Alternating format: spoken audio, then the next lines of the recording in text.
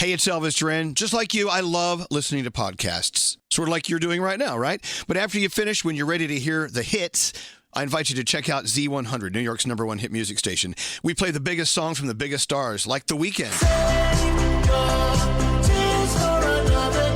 Ed Sheeran, and Doja Cat. Listen live on Z100 in New York or wherever you are on our iHeartRadio app.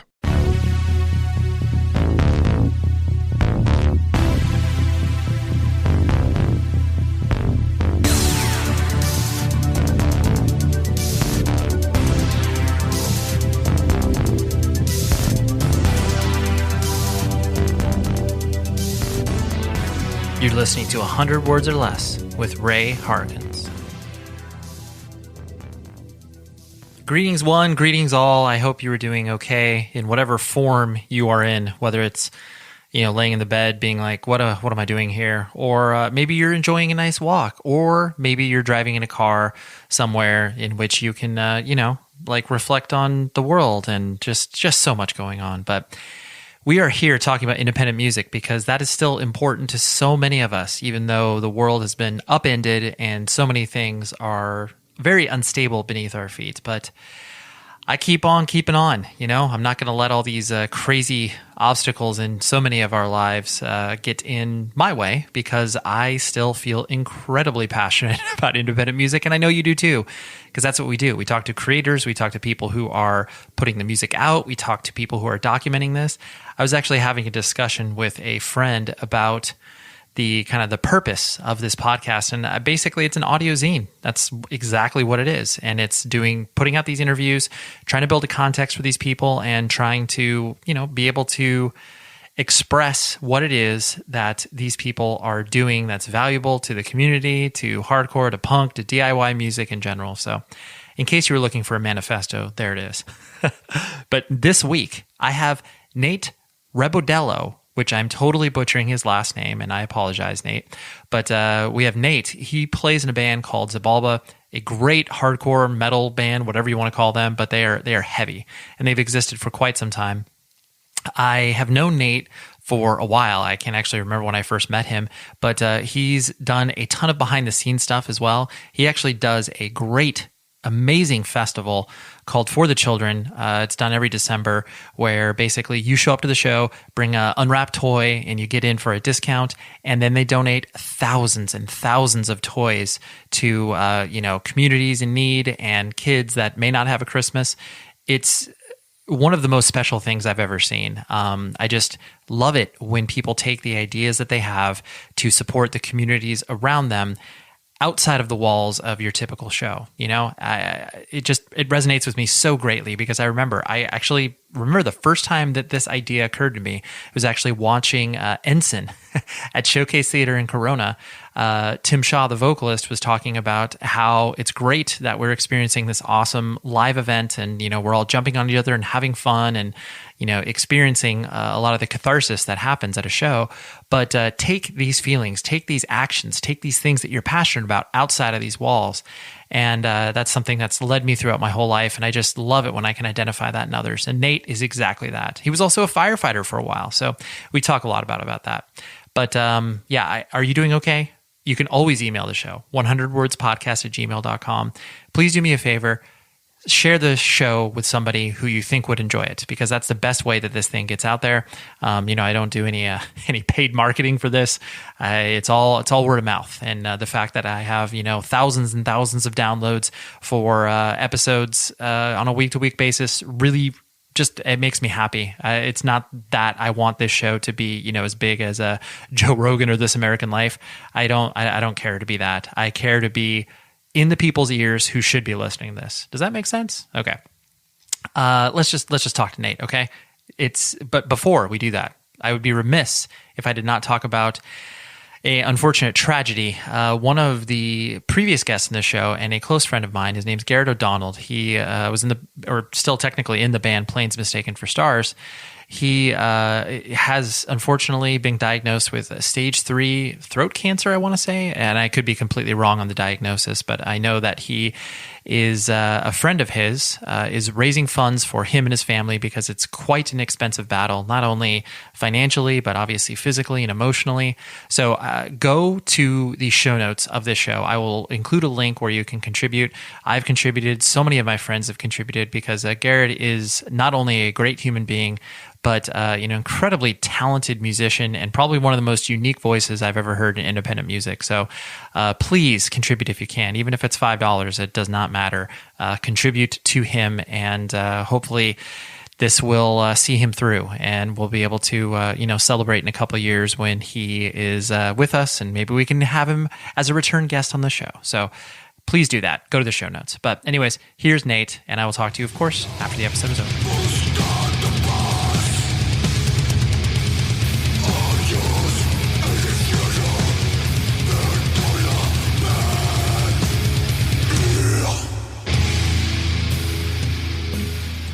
Just because you and I have both existed in the same, punk and hardcore scene for, I don't know, what feels like 400 years.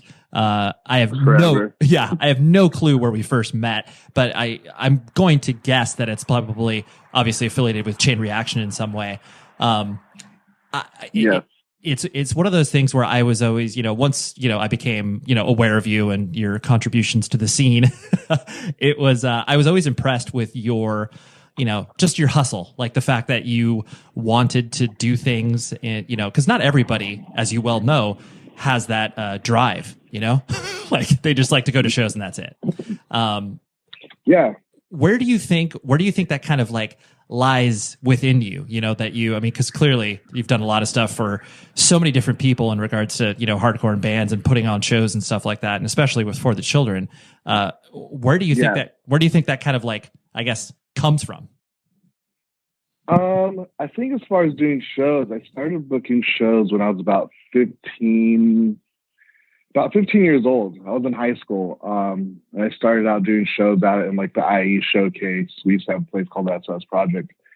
And I think as a kid, I started booking shows so young that, it came, as the years came on, I think I just had not necessarily an obligation, but like eagerness to like see bands and like help book bands, There's times that bands that people never heard of, and I was just like, oh fuck, I like this one or two songs, like I want to see it, and I would end up booking a show for them, and it would be, fucking 8 people, but it was I think when I was younger, it was just this eagerness to see bands.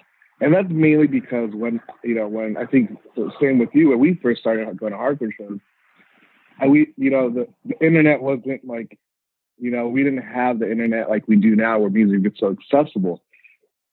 Back then, I think you physically had to go see a band to really listen and enjoy hardcore music. Now it's a little bit more accessible where you can see shows, or you can, just go on Spotify or whatever. But yeah, when I was younger, it was just the drive to see a band, the drive to like hear new music, and that was it. As I got older, I started doing For the Children. I want to say, I think we're on like 7th or 8th year. I'm not sure exactly. Sure. I started that simply because I used to work for the fire department, and we used to do Toys for Tot. I ended up leaving the fire department to tour and play in my band and do what I still do now. A lot of that drive came from that. And, a lot of the things I saw and, even growing up as a kid, I received toys from different programs, youth programs. I was unfortunate, when I was young, I received toys like that. So when I started doing that with the fire department, it kind of lit a spark of like, you know what? For me, Christmas was always such a bitter time because it was just bad memories. Not, bad memories in the sense that I wasn't, what people perceive Christmas to be in movies and, photographs and all this shit. You perceive this Christmas to be such a happy moment. And, for me as a youth, it was a time where like I didn't get presents. I didn't, I didn't have this big family and gatherings and all that. So when I got older, I understood what it meant to give and how much that means to somebody. So when they started doing that, I was like, you know what? I have the resources to do it. I have a bunch of friends in bands. I have a bunch of people kind of in the same scenario and understanding. It's like, if I have the resources to do it, why not do it? You know, and it's awesome because now there's so many people involved and so many people that care to help, and it's evolved into a thing that people just expect it to happen, and people just expect to give. You know, and it's grown way beyond me. You know, I have a few partners that partake, bands that just like, hey man, I got a guitar, give a guitar to a kid. You know, Right. And it's really cool what that's turned into. You know. Yeah. And it is one of those things, you know, if everybody does a little, we can do a lot. Yeah. You know, and that's a very real statement. No, for sure. And I think there's something that, you know, I recognize within you and a lot of other people that have that drive is you, and this is something I was going to hit later, but it's perfect to bring up now, where, you know, the idea of us learning so much within going to hardcore and punk shows and understanding all of the political issues and the ways that we can contribute outside of the walls of these shows, you know, like taking it out beyond just the, you know, 200 or 300 people at Showcase on a, you know, Saturday night or whatever. I always thought that was so incredibly important. And clearly that's something that you've been able to do. Like you said, the, you know, literally taking an idea from the fire department and applying it to a hardcore show. And that's like, I don't think everybody thinks that way, you know? Yeah. I think, you know, when it comes down, now that I'm older, it's pretty cool to look at like, you know, all my friends are, you know, fairly older now, just, you know, having careers and stuff. And you see so many people in the hardcore community having these jobs and settings and things they learned from the hardcore world, you know, like whether it be photography, scenes, writing. You know, I got into production simply because I was like, at a venue, I'm like, hey, how do I do sound? How do I do this? How do I do lighting, you know? And it's pretty cool because there's, hardcore shows has never been a corporate thing, and it's always been something that's done by people that have a drive to do it, you know.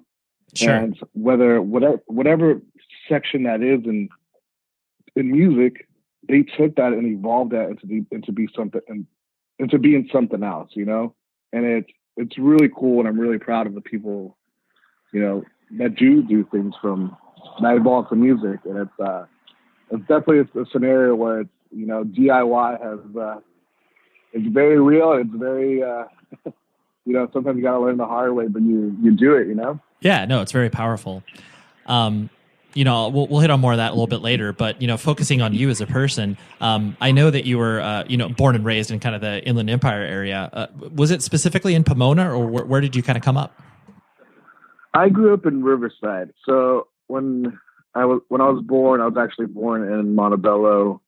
I moved to Mexico, lived in Mexico for, you know, up until grade school, and then came to the States, and I ended up living in Riverside. And Riverside, you know, the IE, when I was young, you know, I think it was that era, like the IE East LA was really well known for like punk shows and hardcore shows and metal shows. And I kind of naturally gravitated to that. And yeah, I think, you know, when I was a kid, there was like in Riverside, we had Showcase, Spanky, the Barn, you know. And then when I even got a little bit older, I started getting involved in venues and stuff. But yeah, Riverside and Pomona just was always like a hotbed for you know, alternative music. Yeah. I think too, what I recognized when I started to, you know, go out to shows at, you know, the Barn and, you know, Showcase and all that stuff, I recognized it's like, oh yes, it's easier to do shows out there because, you know, spaces are cheaper. You know, there's frankly more space, you know, than Los Angeles or Orange County, where it's like there's more, you know, just random places that you could be like, oh yeah, I guess we'll do shows here or whatever. So it was, I could see the function of what you're talking about in real life, where it's like, oh yeah, we can just do shows here. Yeah, and it almost felt like no one really, there's never really a issue of like lack of spaces just because someone wanted to do it, you know. Someone was like, yeah, sure, you're gonna bring some business to my restaurant, bar, or whatever. Yeah, sure, whatever. Let's do it. Totally. Yeah, with them not even knowing what that actually meant. It's like, oh yeah, I can sell some more pizzas or whatever. It's like, oh crap, what are 200 people doing here? Oh yeah, I thought it was so funny because I've done shows at so many venues as a kid, and it's always that first show that's always like, okay, this is gonna be either like get the fuck out of here, like that was cool, and Totally. it was always funny to see. It was always crazy and funny to see that reaction from these businesses and owners, and just be like, it was very few times we were like, nope, no way, never again. But Right. most of the times people were kind of like, that was crazy, but everything's fine, Right. So.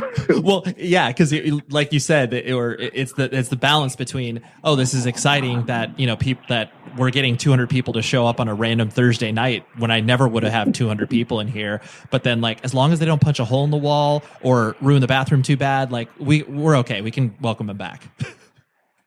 Oh, dude. I think when I was a kid, I learned how to patch holes and paint walls so quick.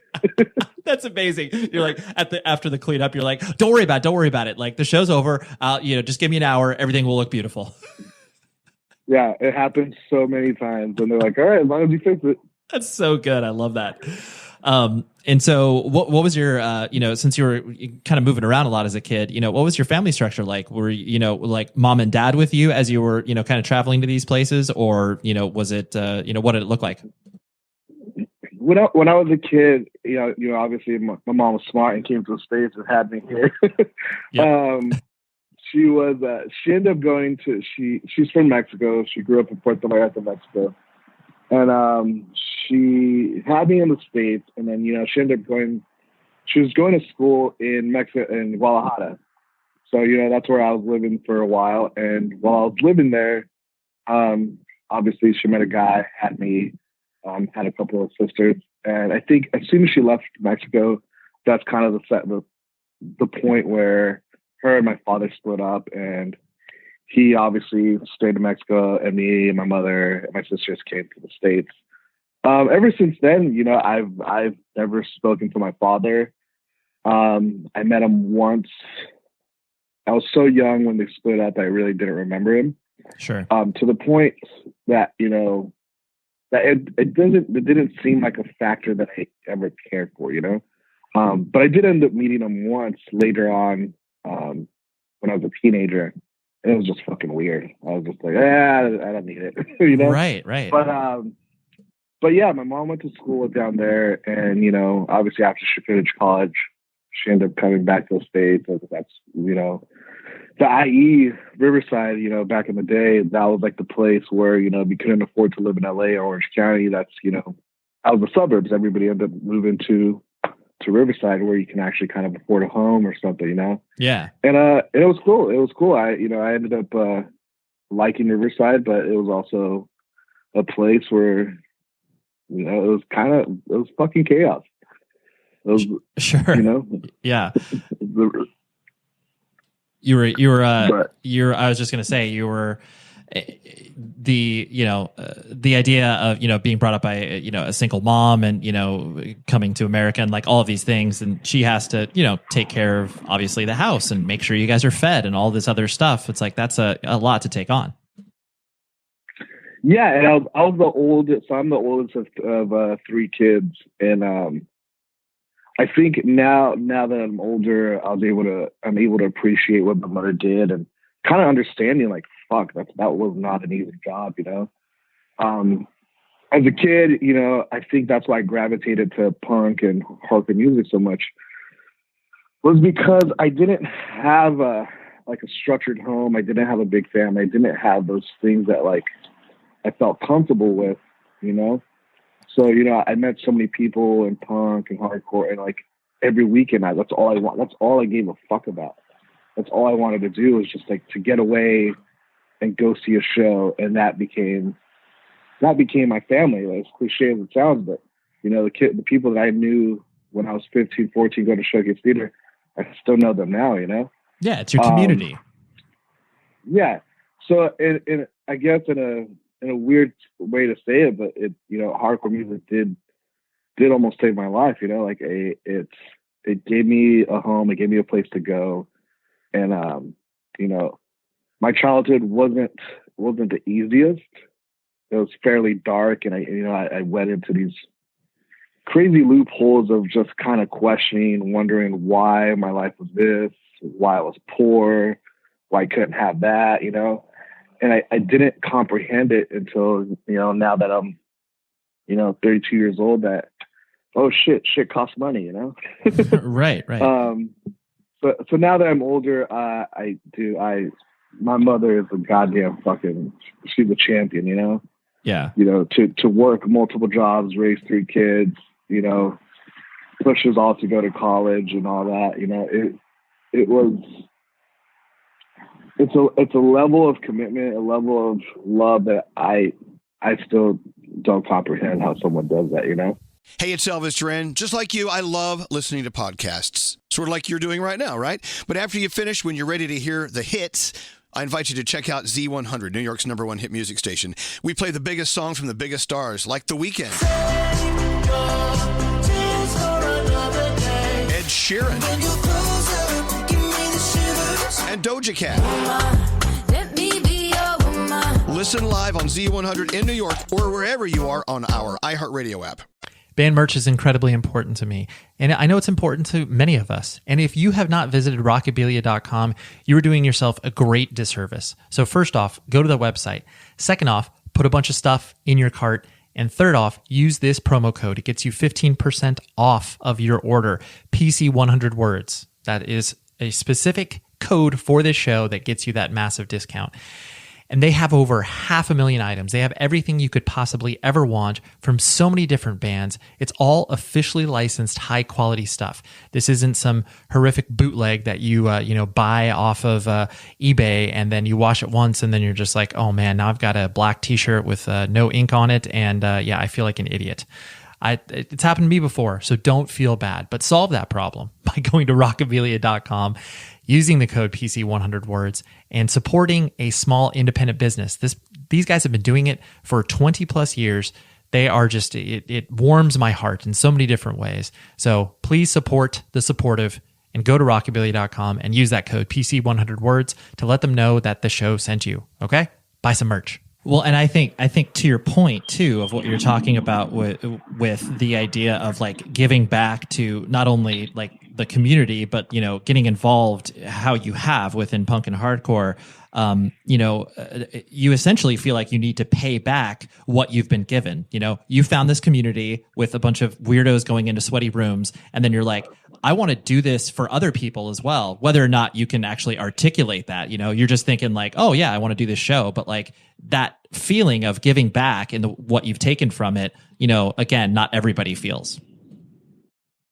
Yeah, I think it's different for people. For me, it almost feels like an obligation. Like if I'm able to do it, it's just why not do it, And a lot of the times it's like those simple gestures of kindness can can make someone's Christmas, whatever it's it could be a horrible fucking year, and this kind gesture of just receiving gifts can make it better for them, whatever the case is, Yeah. For me, it's turned into this thing where like as far as Christmas goes, I didn't really get gifts as a kid, so I never really cared for it, and I still don't. But now it's just like I am very fortunate to have a life, have a home, have a family.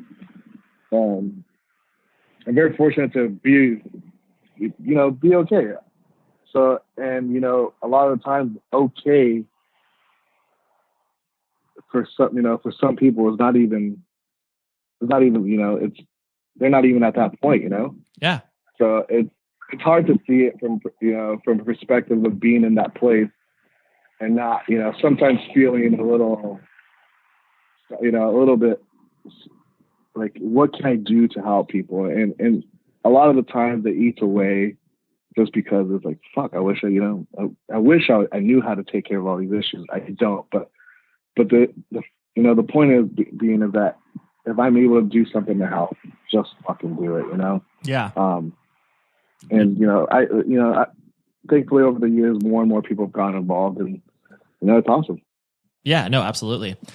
And from all of our interactions, you've always struck me as a guy that you're friendly. You're not exceptionally outgoing in the sense of you're like, oh, there's Nate, there's the loudmouth dude. Even though you obviously can't get loudmouthed, but how were you as a kid? Were you like the class clown in your whatever junior high school and stuff like that, or what sort of identity did you have then?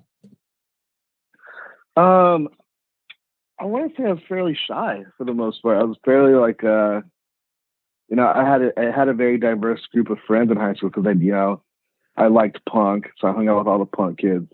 I also played, I played sports. I wrestled, in high school, and so I was a little bit of a diverse person. But that being said, I kind of always just kind of kept to myself, and it's crazy, years later. A lot of friends or people that I went to high school that, weren't involved in like going to shows and punk. They're like, wait, that's what you do? Like you play in a band? And Sure. they're like, I thought like, it's funny because I was so quiet and to myself that people just never realized that like, even in high school, I played in bands. They're like, what the fuck? Like, you wrestle all week and then you're playing in a band on the weekends. And it was kind of a shock to some people, and even nowadays in my professional life, I'm still kind of keep to myself and not obviously not on purpose or trying to hide anything. It's just, that's who you are. I think for me, that's how I am. Like if I want to have interactions with people or like, build some kind of friendship, for me personally, I definitely need to make an effort to do that. And, I've made it a point to like, hey, how you doing? I'm Nate, whereas, there's times in my life where like, I just wouldn't say shit to people, Yeah. You're like, I'll be that guy in the corner. It's fine. I'm just doing my own thing over here. Yeah. So were you into, like, did you care about school? Were you into sports? Like, where did you start to, I know you obviously found your identity in music, but, before that was happening, what were you kind of sampling out?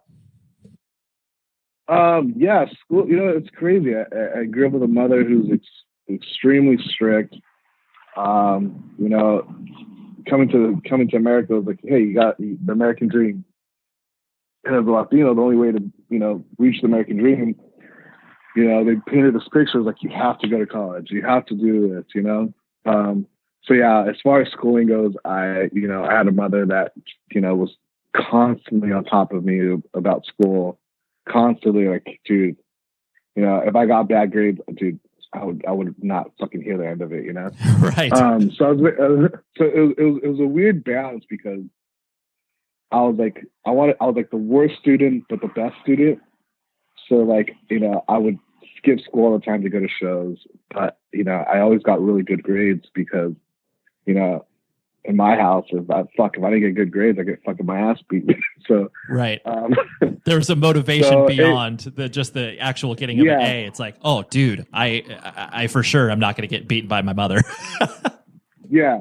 So there was this structure where like, I was very, there's a structure in my house and in my life that like, you have to push to do better. You have to get good grades. You have to do these things to be able to, make it, in life, like I didn't grow up in a wealthy family or something. Like, hey, when you're done, you're going to get this house or get this car. There's none of that shit, Yeah. So it was very engraved into my head that like, whatever you want in life, whatever you want to do, you have to fucking work hard for it, and you have to go to school, and you have to finish.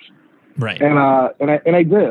After school, I went to Cal State San Bernardino.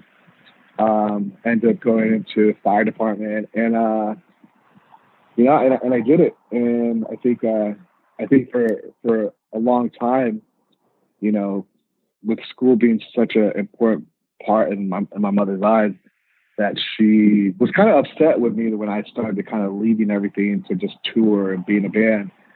And for a long time, she was kind of like, she was very disappointed in the fact that like, I didn't continue on with my career in college, or, I finished college with my bachelor's and I did nothing with it. And after that, I went into the fire department and I was like, fuck this, I'm going to go tour. Right. So for a good amount of time, she didn't comprehend it. So like, now, over a decade later, I'm like, my mom, I explained to her, like, dude, I did school because I wanted to make you proud. I did that stuff because, you believe this was the only way out.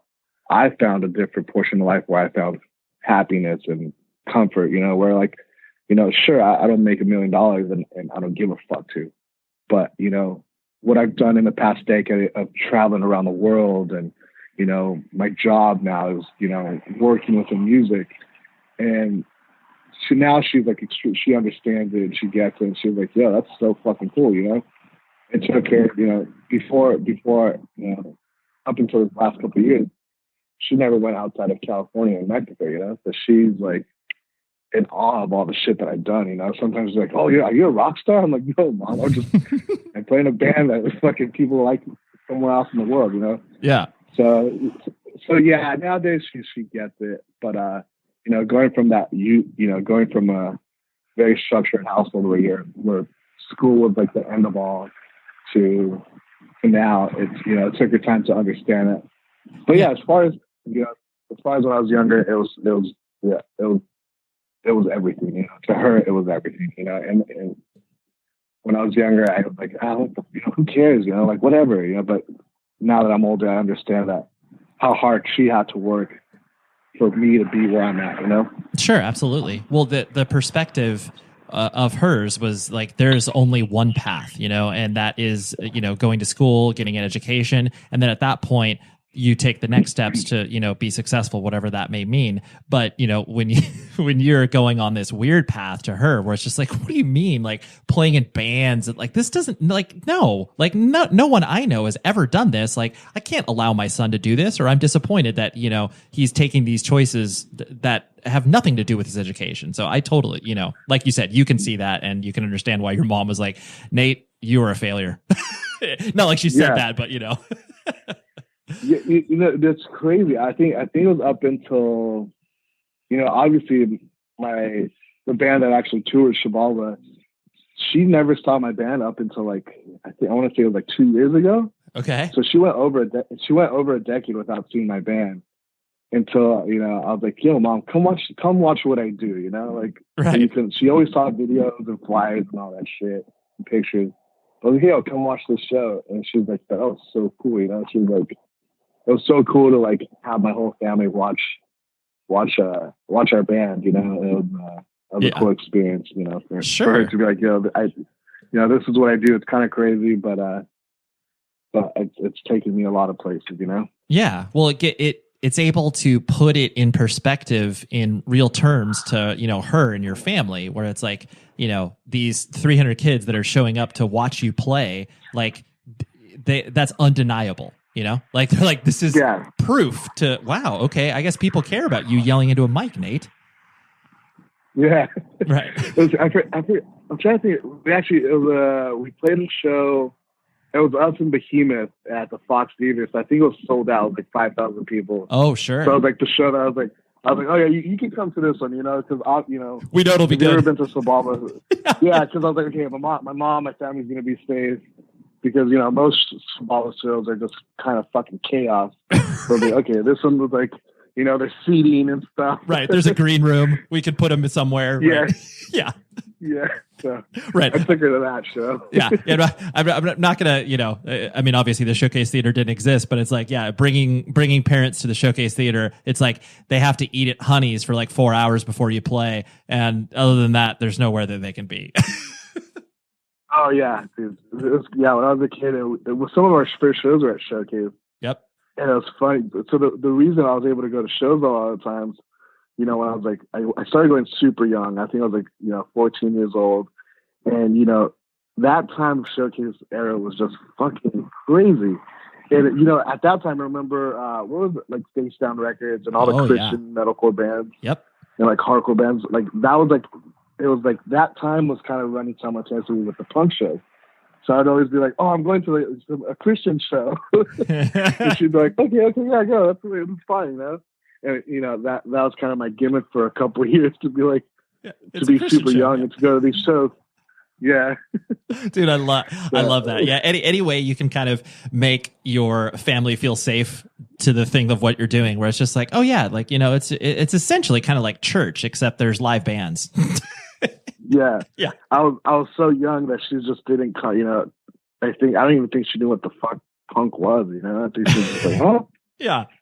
So I was like, it's a Christian band, Mom, it's fine. Yeah, we're safe. Exactly. Yeah, we're gonna do a prayer circle. Yeah.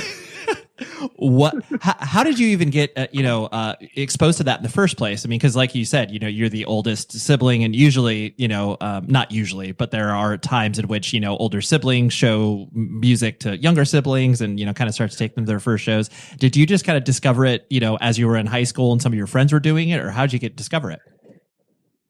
So I think I was actually in middle school. I was in middle school, and, you know, I think that was the time when like Smash and Epitaph Records was fucking blowing up, you know? So like, you know, all the early on like Victory Record stuff, Epitaph. And as a kid, we used to skateboard, and we used to get those Epitaph and like Hellcat Records and all that stuff. We used to have those compilations. Oh yeah. So in middle school, we got into, that's the time when I started getting into punk music and that whole era of stuff. And then from that point, you know, the Showcase used to do remember those Showcase showdowns? Oh, dude, like the biggest scam, Dude. but yeah. Oh, so bad. The biggest scam, and teenage kids bought into it. For sure. So I remember. Absolutely. It's so fun. I'm so glad you mentioned that, because I for sure participated in 2 of them. And it was just like, once you actually figured out the structure of it, you're like, wait, we are getting absolutely ripped off here. Dude, all the time. But so we had a band in middle school, and then even into high school, and we used to always play these like Showcase showdowns. And then obviously, like, we'd always bring all our friends, and we ended up getting invited to shows and stuff. At that time in my life, all I really knew about alternative music was punk, you know? Sure. Well, you know, at that time, like, you know, I loved shit like the Addicts and like fucking Casualties, and, you know, Subhumans used to play Showcase all the time. And then I loved like the whole Epitaph side of, like, you know, I love like Millencolin and shit like that. Oh, hell yeah. You know, 10-foot pole and all that early era stuff. But so I remember I saw H2O, and they played with that band Over My Dead Body. And, you know, when I saw Over My Dead Body, they, you know, it was a very obviously like straighted, very like different to what the rest of the lineup was, because it was like H2O bass side, 10-foot pole, and then Over My Dead Body opening up. And that was kind of like, fuck, this is rad, you know? And I really, really dove into that band. I fucking loved it. And then like, I kind of looked at the catalog of what those dudes did, like Unbroken, and what was his other band? Was it Palpatine? Built to Last, I think. Yeah, Palpatine did.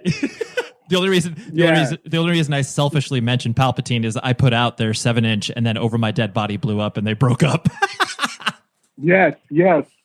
So I kind of dug into that. But the thing is that at that time, unless you went to shows, you didn't know what hardcore shows were.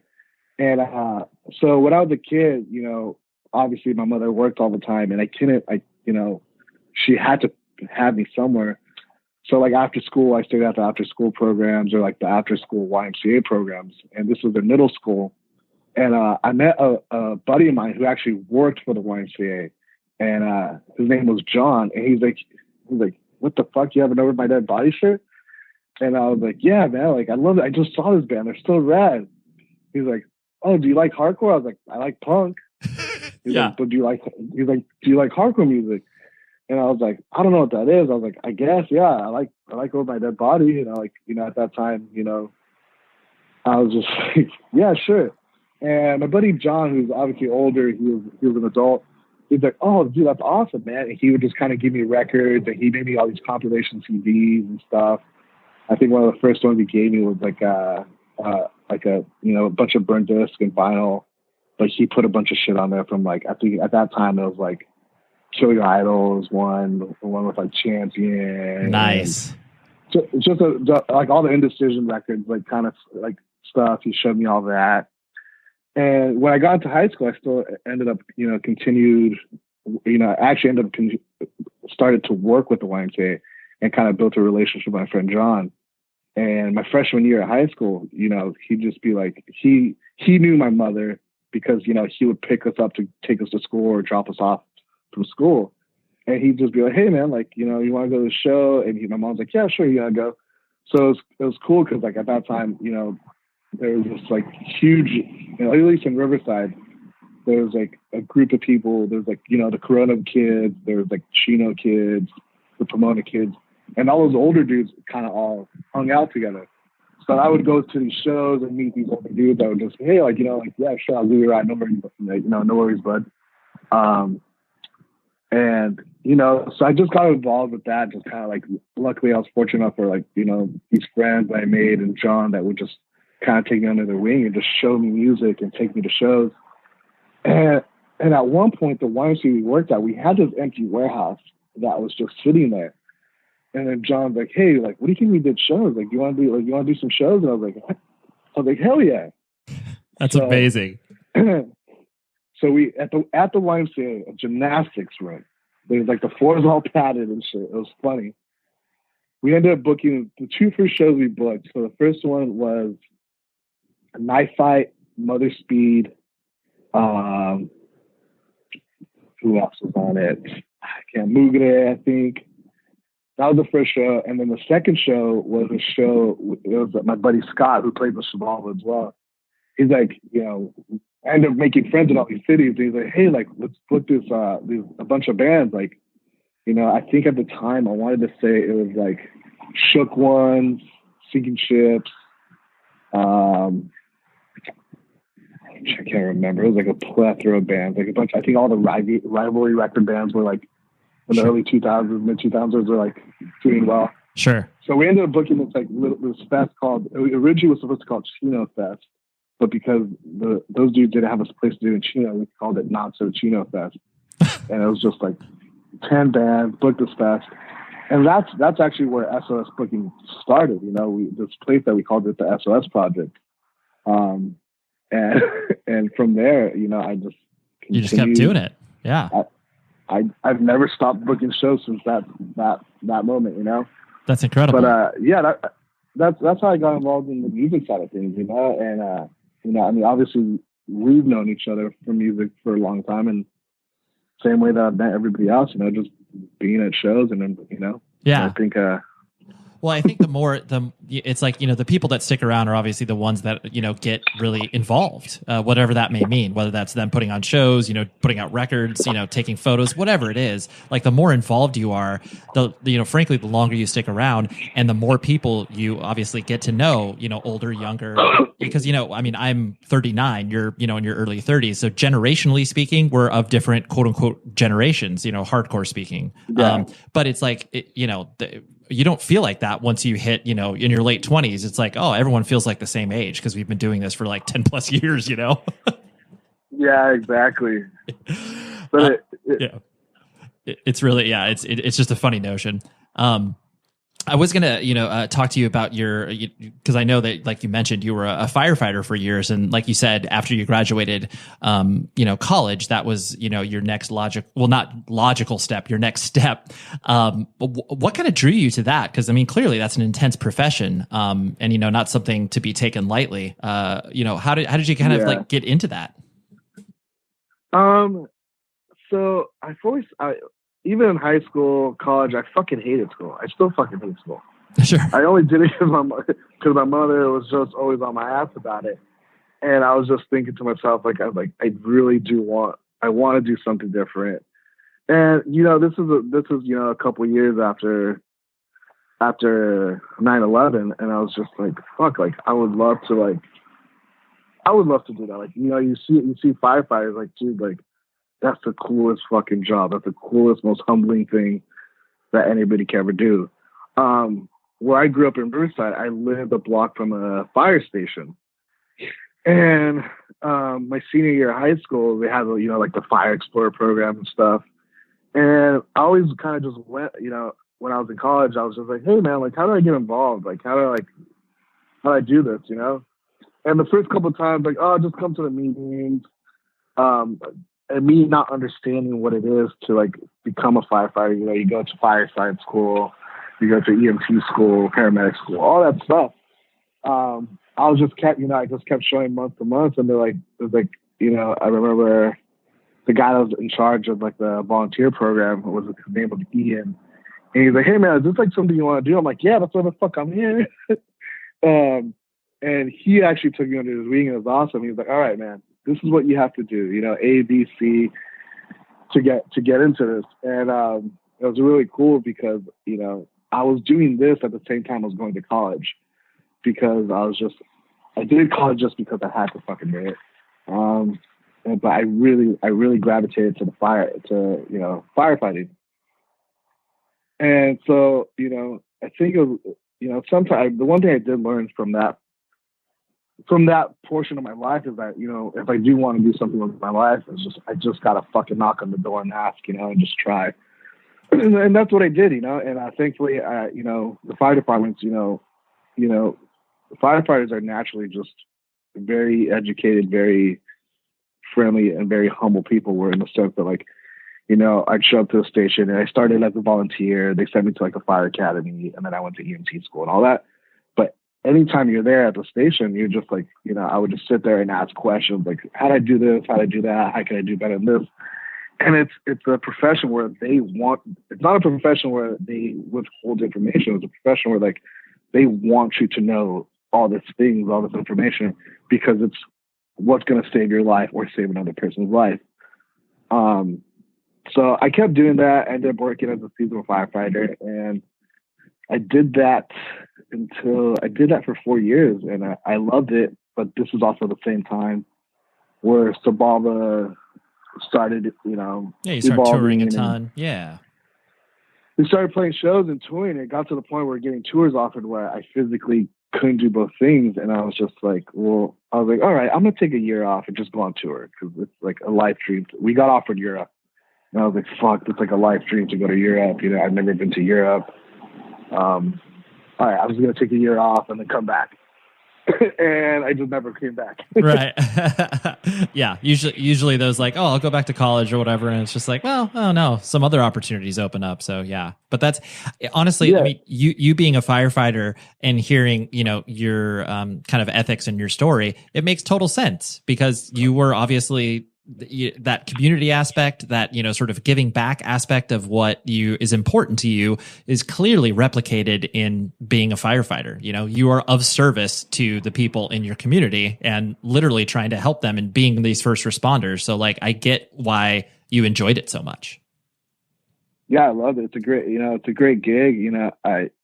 Unfortunately, they don't get paid what they're deserving of, Yep. Sometimes that's the hard part to swallow, where it's like, obviously the current state we're in, I was like, dude, some of these cops are getting fucking paid more than firemen. And I was like, dude, they have to go through. Yeah, they do so much more. Training, Yeah, for sure. I'm like, I don't get it. I don't comprehend it, Yeah.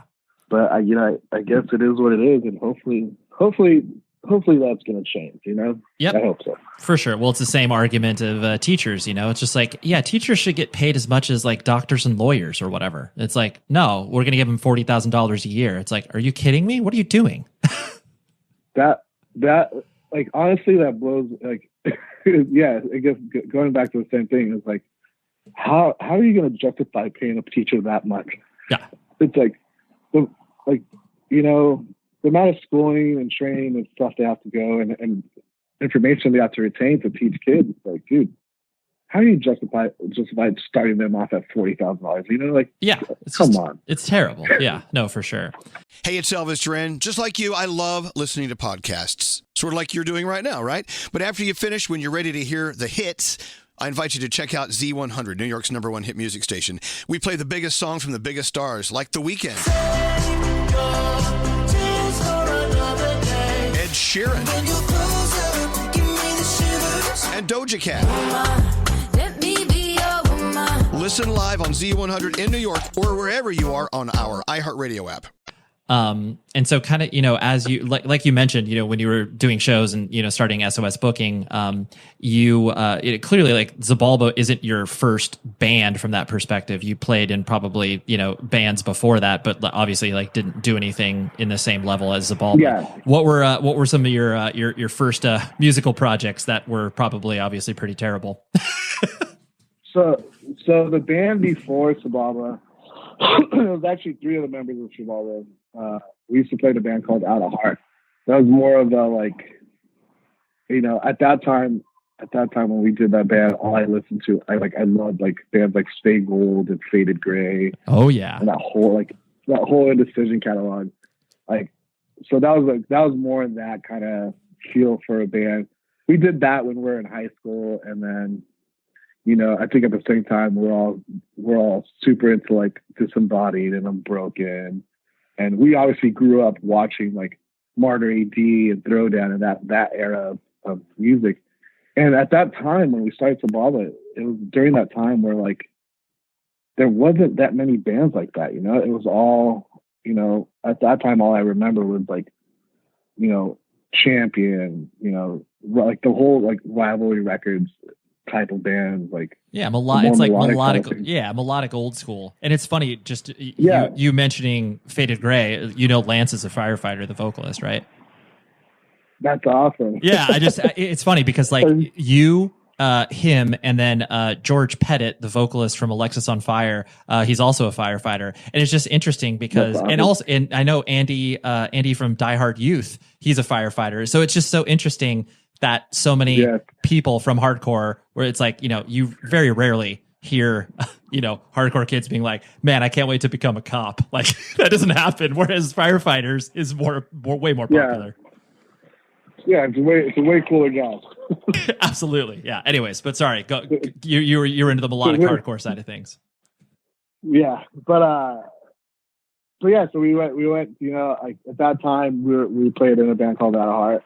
And I was like, I love, there's no bands like at that time that plays it. All those, heavier bands kind of like stopped playing, and like there wasn't a Disembodied, there wasn't a Martyr AD, or like, like a more metal Sepultura style band. We're like, fuck, we're gonna like, let's do something heavy.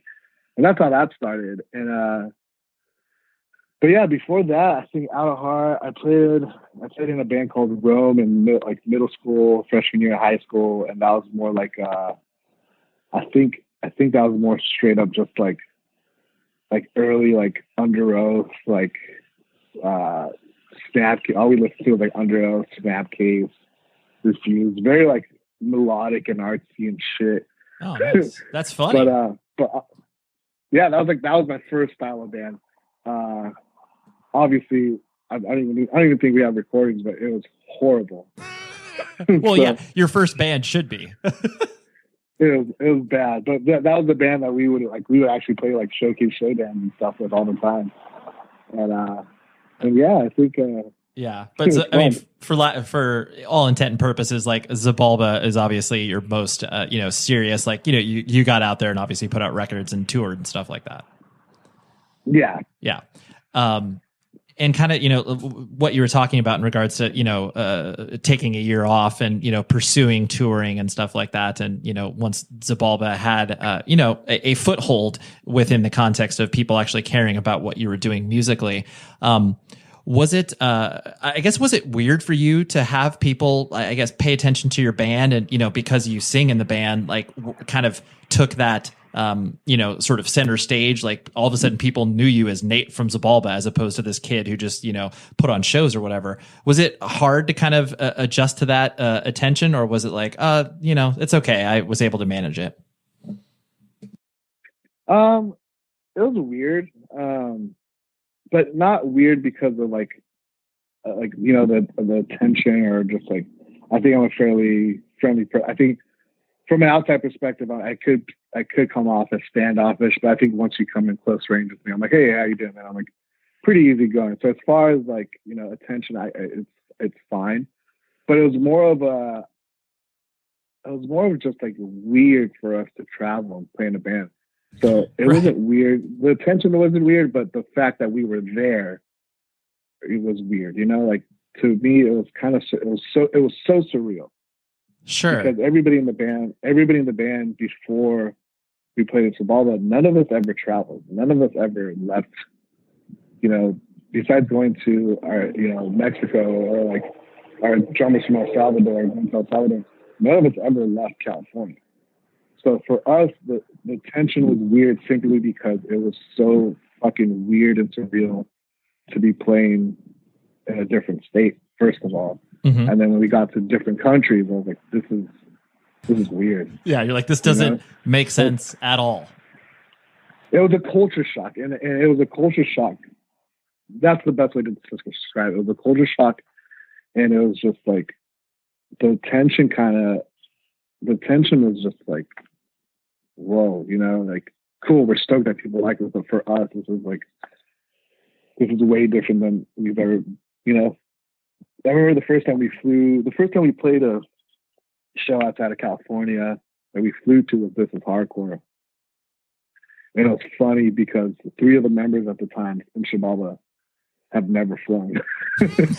So we're like, that was a fucking trip. We're like, I remember looking at a guitar player, Jensen, at the time. He's just like, dude, what the fuck, man? That's so, well, I mean, honestly, like I appreciate you expressing that, because I think it is interesting where, clearly the band and obviously all its members, Hispanic, like that whole culture is obviously seeped through the band, and, you make no secret about that.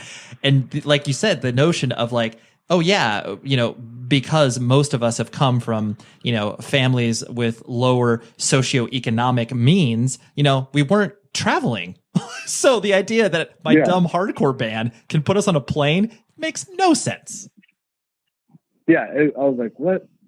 Yeah, it made no sense. But we definitely made an effort to do it because we're like, for us, we're like, this is such a cool experience and cool feeling that people are like, oh fuck, you want to see my band where? Like, I think some of the first shows we played outside was it was like, This Is Hardcore was the first show we ever flew to. And I think it was like, Washington and like Salt Lake City, and we're just like, well, someone wants to see the Salt Lake City, hell yeah, let's go, Right. so eager to go anywhere and everywhere, it didn't matter where it was. Right.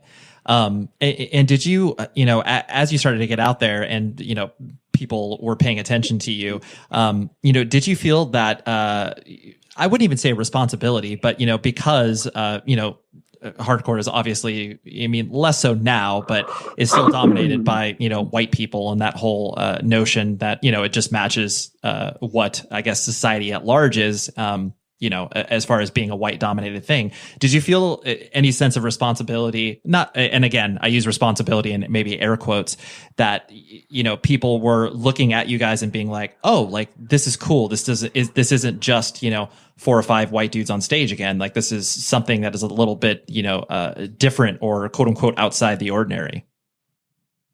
Yeah. I wouldn't say obligated to do so. But we did it with a sense of pride, like we did it as a like, yo, what's up? We're Xibalba, we're from fucking LA, we're a bunch of brown dudes playing music. And we did that with eagerness and pride. We were eager to represent who we were and where we're from and what we do. And I would say more pride than an actual obligation. Obviously, that being said, it was also strange to go to parts of the world where they're like, what the hell? Like, everybody expects like a metal or a hardcore band to look a certain way. And then we show up and they're like, kind of like, what? Kind of weird, not weirded out, but just kind of like, oh, that wasn't what I expected. Yeah. Yeah. As much as a culture shock it was for me to be somewhere, it was a culture shock for them to see us, Yeah. So that was, it's really, that was pretty funny. Right. No, it's really cool. Cause I think that, not only is it incredibly important for, representation across, different, pop culture, music scenes and whatever, frankly, it's less boring, when it's like, oh, there's different people on stage and, here's men and women and everything else. Like, it just opens up people's experiences, especially because of how, politically aware, punk and hardcore has always been, and, clearly more progressive. But it's just cool that you were able to, like you said, not feel an obligation, but be like, oh yeah, like we're going to, wave our flag with pride because we're stoked on who we are and we're glad you're here. Yeah, that was definitely how we felt about it. And it was, it was super cool to see that experience, Yeah. Vice versa from audience and from us, Yeah, for sure. And so you putting on shows, like, you were kind of used to the sort of business side of music, as it were, as far as like, okay, I promised this band $100, so I'm going to pay them $100 from the door or whatever. As Xibalba started to, become more of a business, as far as, like you said, getting offers to tour and all of this stuff. Was it something that you, I guess, felt prepared for because you were booking these shows and kind of knew how to do that? Or was that something that you were just like, well, I guess I'll do this. I don't necessarily like the business side of music, but I'll do this. You see, for that was kind of hard for me because I saw both sides of the token, in the sense that, like, I understood what it takes to book a show, and how sometimes there just isn't enough people, and I also understood being in a band. I'm like, fuck, I need X amount to make it to the next city, So for me, that was a very difficult progression in the band, where we actually started doing touring and taking it serious. Because around that time, when we first started as a band, no one had booking agents.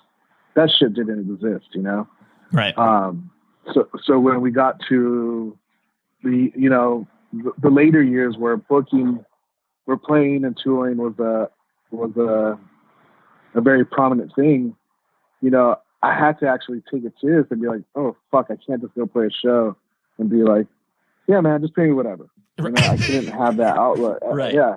I couldn't have that outlook, So it was hard for me to be someone that books shows and also be like, hey man, I have to get paid this much. So, when we first started playing and booking our own shows and touring, I did have that attitude. I did have, I understand, just, pay me what you can and we'll keep doing. And we were totally happy and fine with it, But it got to a point where we became so busy that I had to actually take it serious, in the sense that, like, okay, this is the well-being of us just making it to the next show. And we actually got a booking agent. And at that time, it was our friend Bailey, who, his approach to it was, I was like, hey man, like, I'm not a band. I don't want to fucking force people's hands to pay us all this money. That's actually ridiculous. But obviously it's not hard to tell, like the numbers, like, hey, there's 300 kids at fucking $10, $3,000. How much does a venue cost? Then, you know what, let's do the math and ask for reasonable guarantees and something that's within reason, that's appropriate to the venue and appropriate to the place we're playing, Yeah. So he understand my feelings of how I wanted to approach that, just because I didn't want to be a band that were just demanding stuff that were unreasonable. Because the amount of times that I've been on that side of things, where I get a band that, like, no one's ever fucking heard of, and they're like, oh, I want fucking $3,000. I'm like, are you high? Right. No, you're not even worth like a third of that, dude. Yeah, exactly. So I didn't want to come off as that band. So for me, it was really hard to, like, get into that side of the business side of the band and, actually have a fucking booking agent to do that for us. Thankfully, us as a band, we never did it for the money. And we had a booking agent that understood that, like, yo, do not go into these places and demand crazy shit that's unreasonable, because I know what that feels like. And a lot of these times when people booking these shows are kids, are people like me at my age when I was young, that was just, like, eager to do it, Right. You don't do it as a full-time job. Yeah. Yeah, exactly. When you're booking hardcore and punk bands, it's not, it's not Golden Boy, it's not Live Nation, it's a fucking dude or some kid that just wants to help you out. Right. It's Nate. Yeah, it's Nate. Nate from Pomona putting on your show. Yeah. Yeah, exactly. So we had a good understanding and a good agent that understood that. And but yeah, I mean, obviously it worked out for us. Who knows? Maybe we could have made more money. Maybe we couldn't have. I don't know, but whatever. Yeah. Well, I think because you were coming at it from the perspective of, hey, I've, like you said, I've been on the other side of it. I don't want to seem like an unreasonable person. Like, I want this to exist. Like, yeah, the idea of being like, hey, we're going to demand $3,500. This kid does one show, loses his butt, and then all of a sudden is like, I'm never going to do another show again because I can't, because Xibalba asked for $3,500 or whatever. It's like, you don't want to be that person. Yeah, I get that. Yeah, exactly. And it's sad to say that that's happened to people around the country where like some tour package wanted some ridiculous money and they just lost all this money and just never wanted to book a show again. Yeah, for sure. Yeah, that's a sad thing. And so, as Xibalba kept going on, and like you said, you never went back to school, and you've transitioned from your idea of touring full time in a band to production life, and then obviously touring with EDM musicians and having that side of the business open up to you. What kind of drew you to that? Because, clearly you still obviously work with music, so I understand that. But, what kind of drew you to the production side of things beyond just having that previous experience of putting on shows? I think it drew me just because I got really good at it and I really enjoyed it. I enjoyed the final product of watching a live band. Obviously booking shows and going from venue to venue and, booking hardcore shows, you kind of have to learn a little bit of everything, whether it be, doing sound, doing lights, setting up stages, doing the contracts. I was fortunate enough to learn a little bit of everything. And that evolved into me, starting to run venues, be production manager for venues. And, I got good at it, and I very much enjoyed my job. I actually love it, because you go to a show and, you load in at 10 a.m. and, work all day to watch an hour set. But that 1 hour set of watching a band was the coolest thing in the world to me. And that kind of just evolved into me getting involved with other types of music. I think nowadays I mainly work with EDM music, and it's, to me, the level of production and stuff that goes into not just the music, but the staging, the lighting, the video, all this, all these aspects of doing a live concert. It's so much work and so much stuff just for such a little amount of time. But that little amount of time is so rewarding to me that's what kept me involved. And, and that's what I love about, still working in music, is that, at the end of the day, you do it for the love of the music, Yeah, for sure. And the fact that, like, that may, your love for a certain style of music shouldn't prevent you from invalidating the experiences of people who, like a different style of music. Like, you still, you going to, whatever, a Calvin Harris show or whatever, is not, on a different scale. It's much different than, 200 people at the SOS, project or whatever. But like, it's still the same notion of like people showing up to a thing to watch a thing happen. Yeah. And so it's cool. It's cool. Yeah, it's cool because, some people just get super elitist about the way that it's like, oh yeah, well, that style of music is trash and there's no validity to it. And it's like, well, that's your own personal opinion. Yeah, and it's crazy. It's crazy. I work full time in EDM music and, production managing for venues. I'm not a fan of EDM music. It's not really like my cup of tea. But what I did fall in love with that portion of music is that amount of work that goes into doing these live events. And now I'm such a nerd about like production and lighting and building massive stages. I've gotten so involved and eager and like excited to see the finishing product that it's like, that's my joy in it. And even when it gets down to the music to that one point, it's like, even if it's not something that I grew up on or like, music that I like would generally listen to, I've grown to enjoy whatever the music is or band or rap or whatever it is. I've grown to enjoy and see what they do with their actual production. Sure. Obviously some do a lot more than others, But again, like you said, going from like a 10,000 person event to like a hardcore show with 200 kids, you go watch a punk hardcore band. Fuck, kids are jumping off the walls, kids are singing along. That's fucking exciting. You go to a 10,000 person room show, fucking lights are blowing, fireworks. That's exciting too, Mm-hmm. I found to find whatever level of music it is, there's always going to be a wow factor, something that I'm going to appreciate of that type of music or that show or whatever it may be, Yeah. So I've definitely grown to enjoy it, even if it's not my style of music. Right.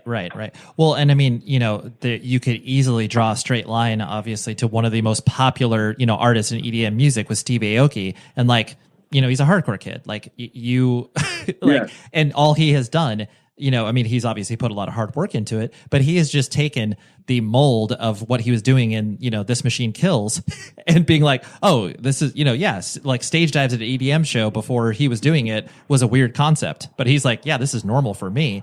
And so, taking similar, honestly, to what we were talking about at the very beginning, you taking these things outside of the walls of these hardcore shows and being able to, directly impact a person's life by giving them a toy, like that's powerful in the same way that what Steve Aoki has done is powerful because it's introducing people to something they never would have seen before. Yeah, he's definitely took in, I think, Steve Aoki and then that dude Skrillex. not real Skrillex. Yeah, his real name's Stunny, but Skrillex. Yes. Yeah. It's crazy because like they have this like background of music where it's completely not involved with EDM, but this background of like hardcore punk or whatever alternative music they're involved in, touring, and that aggressiveness that they took from that to a large scale stage. It's so cool to see that. And it's also there, those dudes travel and tour and play so many shows that it's fucking unhealthy, to be honest. It's insane. But that ethic of just like, fuck, you gotta write, you gotta tour.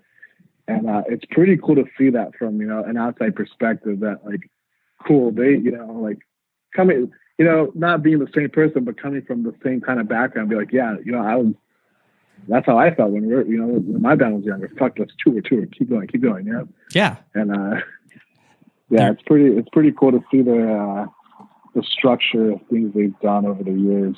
Absolutely, yeah. And then plus, like, to you finding out that you have a talent and a proclivity for a thing, all because you have been, doing it for years on a smaller level, and then now you're ready for the quote unquote big stage to be able to be like, oh wow, I just have a larger, playground to play in now. Like, no hardcore band is going to put, fire in a 150, capacity venue. It's like, oh, now I can like do this fun stuff.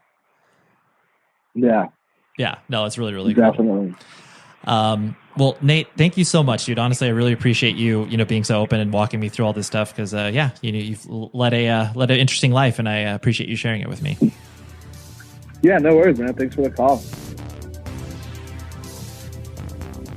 Oh boy, wasn't that a great chat?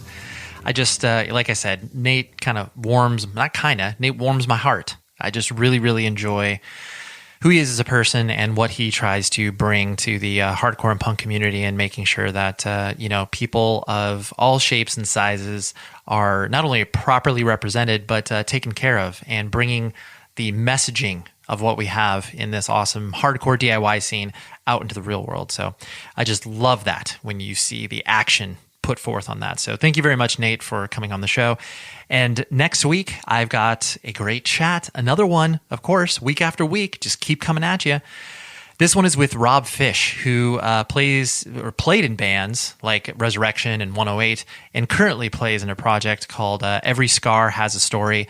Recently just put out an EP on Equal Vision. And I was very excited to have him on because his bands were very formative in my upbringing in regards to punk and hardcore. And 108 was just like a revelation to me in regards to understanding the collision of philosophy, aggression, music, all of it. It's just so good. So anyways, that's what we got next week. So until then, please be safe, everybody. Hey, it's Elvis Duran. Just like you, I love listening to podcasts. Sort of like you're doing right now, right? But after you finish, when you're ready to hear the hits, I invite you to check out Z100, New York's #1 hit music station. We play the biggest songs from the biggest stars, like The Weeknd, Ed Sheeran, and Doja Cat. Listen live on Z100 in New York or wherever you are on our iHeartRadio app.